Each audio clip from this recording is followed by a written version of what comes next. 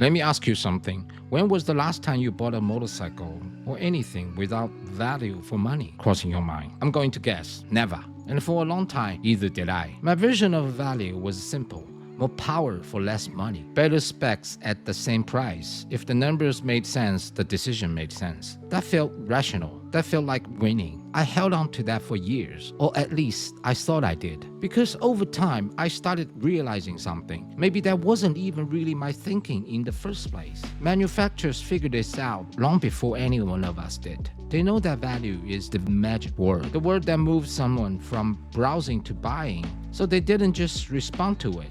They built their entire pitch around it. Look at what's happened over the last few years. Budget brands, Chinese manufacturers, some Indian ones, have entered Western markets with a very specific argument. 4-cylinder, middleweight, full electronics, TFT displays. At a price that made established brands visibly uncomfortable. The pitch is always the same. Why spend $10,000 on a Japanese bike when this does the same thing for $6,000? On paper, completely fair question. But value for money has a shelf life. At least that's what I've started to feel. And that's the part that never makes it into the marketing. When the bike is new, everything feels right. The price feels justified, the features feel exciting, and there's that quiet feeling in the back of your mind that maybe you made the smarter call than everyone else. I know that feeling. I've had it. More than once, actually. Then time passes. Small issues become regular annoyance. Parts take longer than expected. Dealer support turns out to be inconsistent. The ownership experience slowly becomes more complicated than the purchase experience ever suggested. And that feeling of I got an amazing deal quietly starts to shift. Not because the bike become terrible, but because value change once real life begins.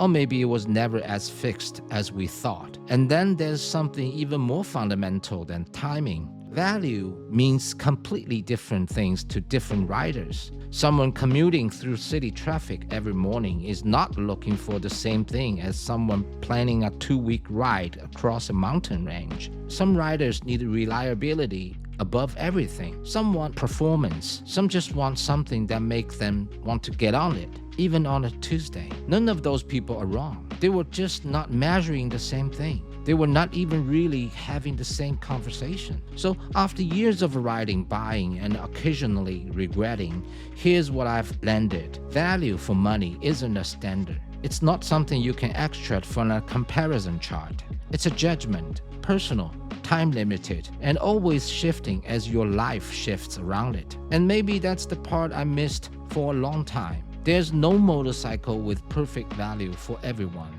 Every brand, Chinese, Japanese, European, American, claims otherwise. But none of them actually know you.